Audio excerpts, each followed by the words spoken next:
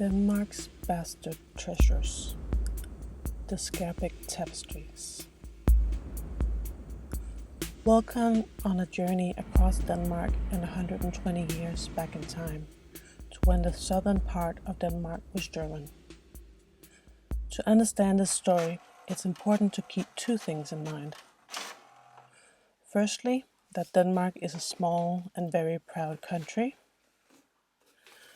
And secondly, that Germany has either owned or occupied parts of Denmark throughout much of history, most recently during the Second World War, when the Nazi Reich occupied our country. In other words, it's complicated. My name is Stine Lindemann. I'm an artist and I'm traveling to the southern part of Denmark, to Skærbæk, from Copenhagen, where I have my studio. At the same time, my partner in crime on this project, Rosa Tolnov Clausen, has been traveling all the way from Finland to meet me. She's coming with her little boy Theis, who will also be appearing on and off in this video. We arrive in the small village of Skærbæk here in the southernmost part of Denmark. We were greeted by Jytte, who is our local collaborator. She sits on the local council and is very enthusiastic about arts and craft. Our project and this whole story will take place right here in this very old train station. It's in fact just as old as the story that we're about to tell. But maybe it's time that we explain ourselves a little bit more. What are these Denmark's bastard treasures? So let's take it from the beginning. Do you want to start? Yeah, so I'm Stine, this is Rosa, and we're doing a project here in Skærbæk this weekend. So Skærbæk has a heritage for weaving. There was a weaving school in the end of the 19th century, and for a very short period of time. But the textiles that were produced in this weaving school got very, very famous all over the world, and is today part of very many collections in museums worldwide. But in Denmark, this story is very unknown to most people. That might have to do with the fact that the school was supported and initiated by a German, positive, pro-German priest at the time. So back when this weaving school was here in Skærbæk, this was actually part of Germany. The border got moved in 1920, but even back then you both had German citizens and Danish citizens, at least like in their minds, their mindset. So you would have quite a lot of tensions between ones who identified as Danish and German. So there's a lot of really interesting tensions around this to do with nationality, and normally in Denmark we're quite a small country, so if we do anything world famous, we talk about it all the time. But because we were kind of German here at the time, it's not Danish enough that we talk about it. It's just, there's some really interesting things about identity going on with this. Yeah. So that's why we wanted to do a project here.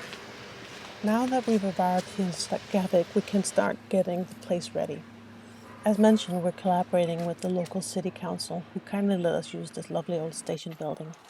It's a bit of a passion project of theirs to start doing something with this abandoned place. So before we go any further, let's hear a little bit about that. Okay.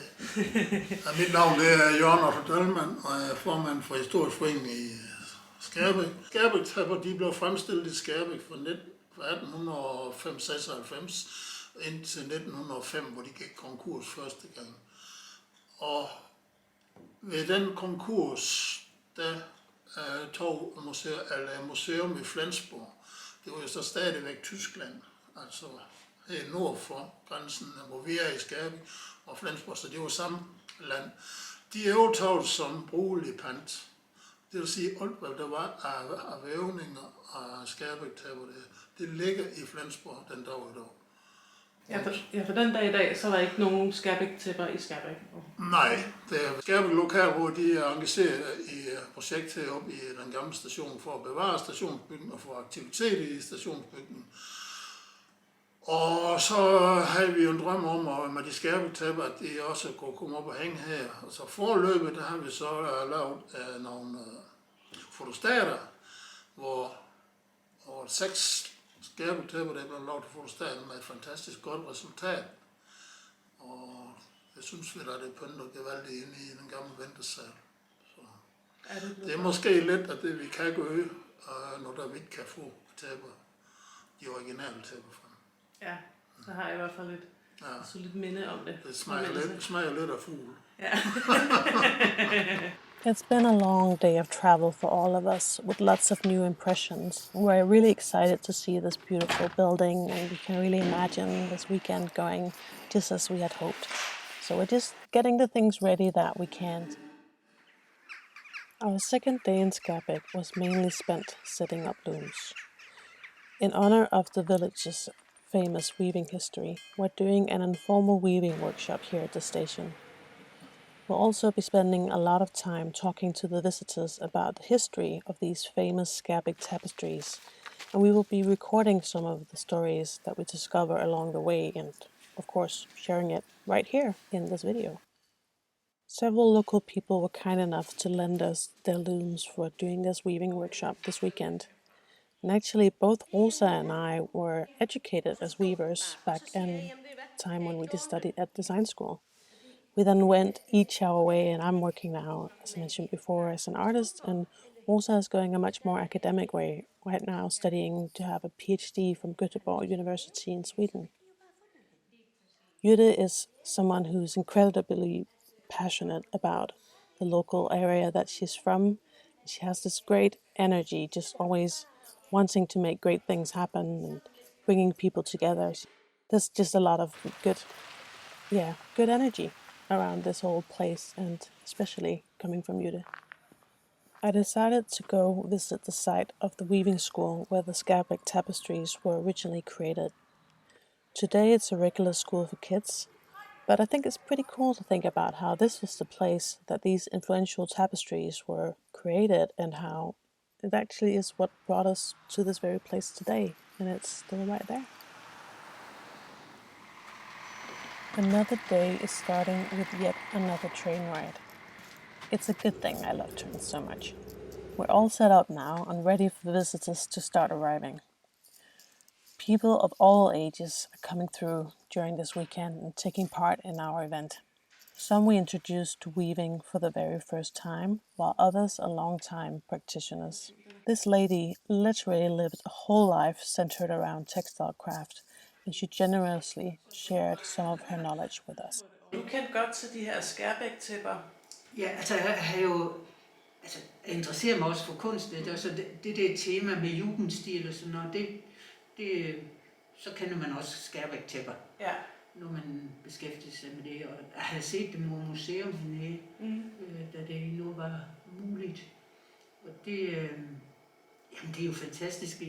Så sent som i forrige uge, der var i Flensborg så en udstilling, hvor kunstnere fra grænseområdet malere, som tog til Paris for at forske i det med jugendstil, og hvor man helt tydeligt kan se Skærbæk-tæpperne i de der mønstre, eller den der jugendstil i det hele taget. Det er jo fantastisk, altså. Virkelig. Det er jo meget genkendeligt, altså sådan at se. Det er jo faktisk lidt fint. Heldigvis er det jo bevaret over flere af de tyske museer også. Der er Slesvig, de har jo også en fin samling af Skærbæk-tæpper.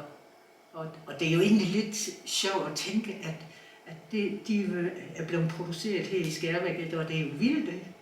Og det er jo lidt synd, at det sådan har, at det ligesom ikke får lov til at leve videre, eller sådan, det er jo lidt aflivning af både af traditioner og smukt håndværk. Ja, det er utroligt sådan en lille fin by som den her, altså netop har været kimen til noget så relativt vigtigt inden for kunsthåndværk, at der så ikke er noget tilbage af det. Altså, så er det jo rigtig fedt, at lokalrådet nu har fået trykt de her flotte plakater inde i stationsbygningen, så man mindst kan komme og se billeder af det, Men det er jo lidt absurd, at man ikke kan se de rigtige navne. Ja, det er selvfølgelig også et spørgsmål om økonomi i det og sådan noget. Men altså, museet var der jo, og det havde dem jo. Ja. Altså, jeg forstår slet ikke, at man ikke har kunne gøre noget ved det. In fact, quite a few people came through with really interesting stories, but luckily we also had time to have some traditional Danish Christmas treats because this was just around that time. Men hvornår var det, at din familie overtog spænderne? Det gjorde vi i midten af 80'erne. Da vi var og se spænderiet, vi gerne ville købe det. Deroppe i spænderiet, der var en skrivepult, og der lå der den her store regnskabsbog. Han siger, se det meget viden, der er i den bog. Han har haft råd til at indlevere, hvor meget, hvornår og så videre, ikke også? Nej, fordi folk havde sig selv for, og så kom de med. Ja, så det var simpelthen sådan, så kunne du komme ind og aflevere en og så blev du sat mål, og så fik du jakkesekretur. Så det var rent naturaløkonomi. I sin tid med væveskolen, da den kørte, der eksisterede det her spænderi også, ikke? Men det var noget med, at de arbejdede ikke sammen? Nej, for væveskolen var tysk, og spænderi var dansk. Ja. Og de arbejdede ikke sammen. Der var ingen danskere, som hjalp tyskerne, hvis de på nogen måde kunne levere. Det var sådan noget, man blev tvunget til.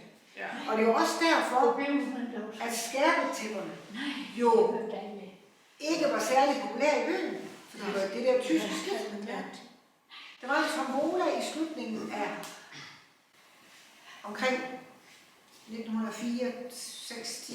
Og de danskere, som vandt, de gad ikke have den der præmie, som jo bare var med tysk skidt.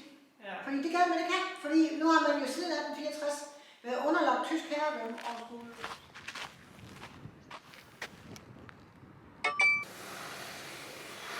This is the final day of our event, and I'm headed in. Skærbæk. This was perhaps the busiest day of them all, with lots of visitors coming in from near and far, several of them really knowledgeable. De tog til Norge og kiggede på billedvævning i Norge, og garnerne kom fra Norge. Så jeg ved ikke, om man i Norge har, at man ligesom hæfter ind og forside og bagside. Jeg ved ikke, om du fortalte, at på Louvre hænger der også Skærbæk til. Ja. Det er jo fandme 20 år siden, jeg har arbejdet med det. Ja. Men det var jo mit, jamen, det var mit hjertebarn. Ja. Det var det. Jeg blev ansat og kørte det så i 10 år. Ja. Der var vi til, det blev sammenlagt. Kender du til historier fra vævere? Men vi har jo haft en del, altså både på nede på væveskolen, og så sad de også ude i private hjem. Ja, og så fik de en væv. De fik en væv, altså stillet til rådighed. Ja. Og så, så kørte det jo bare derudad. Ja. Og så aftalte det jo en pris, når det var. Det er jo derfor, det er ikke 2 ens tæpper, eller det er ens i målene. Det er derfor, det står her for eksempel, der står lige fra det til det. Ja. Det er ikke noget standard. Og det kommer an på, væver du fast eller væver. Det er ligesom at strikke jo. Noget er strikket løst, og noget er fast. Ja. Men så er de ikke med en timing under og vævede? Jo, men alligevel. Man væver jo forskelligt. Ja, selvfølgelig. Altså, du lagde mærke til i den der publikation fra Museum Sønderjylland, at der var en kæmpe shitstorm, da Kunst- og Industrimuseet indkøbte nogle Skærbæk-tæpper. Og det synes man, det var helt forkert, fordi det var en tysksindet bagmand, det var det også. foretagende. Altså, han tog jo sådan set på hele menigheden, fordi hans kone sad og spillede danske melodier på klaveret, mens menigheden var. Det er derfor, han fik det der. Spredningen var bedst, når det var, han havde en kæmpe møde, og det havde han næsten jævnt. Så det har virkelig været, vi har mange historier om ham. Og apotekerne for eksempel, de kan også få druk med apotekerfruen. Hun satte et skilt ud i vinduet, hvor der stod, geschlossen, de Schweine schlafen noch. Altså, lukke svinene sover endnu. Men dengang, det synes jeg godt nok var stort. Det? Helt, altså... Men altså, nu er jeg jo vokset op med at gå i skole her. Ja. Aldrig hørt om det. Nej, Aldrig hørt om og vi har aldrig hørt om det. Måske et eller andet perifært noget om Skærbæk til, men vi vidste ikke rigtig, hvad det var. Nej. Altså, så det hele den der tyske ting, ja, det tror jeg bare har været sådan. Jamen, det er det jo. Nej, det lader være med at snakke om. Men det er jo fordi, Og så er det bare en kæmpe stor del. Altså, ja, de har jo heller ikke været søde. Altså, vi er nødt til at tage det som det er. Ja, det er en del af historien. Ja, det er vi jo nødt til. Altså.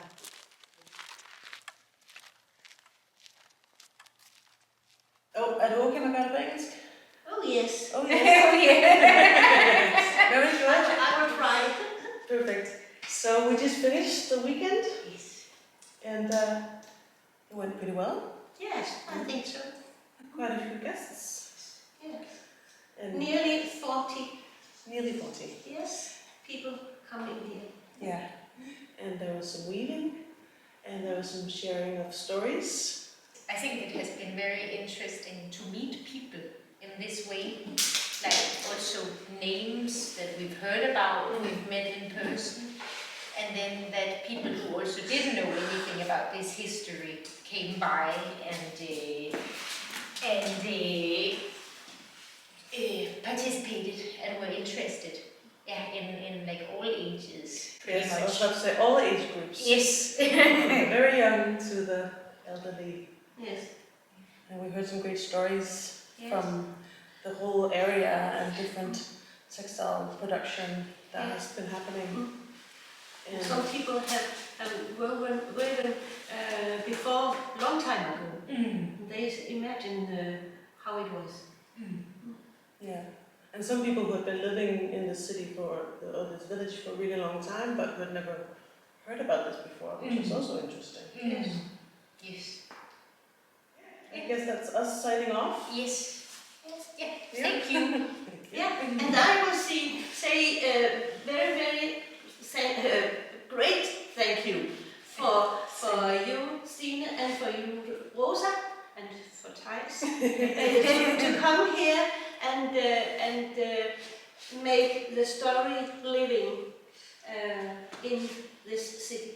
We thank you that we were allowed to come here. Yeah. It's a great place. Yes, and share our flyers as well. Thank you for hosting. Yeah. Yeah, okay. Thanks for coming along with us on this journey across Denmark and back in time. Now I'm gonna take one final train ride of this trip, head on back to Copenhagen.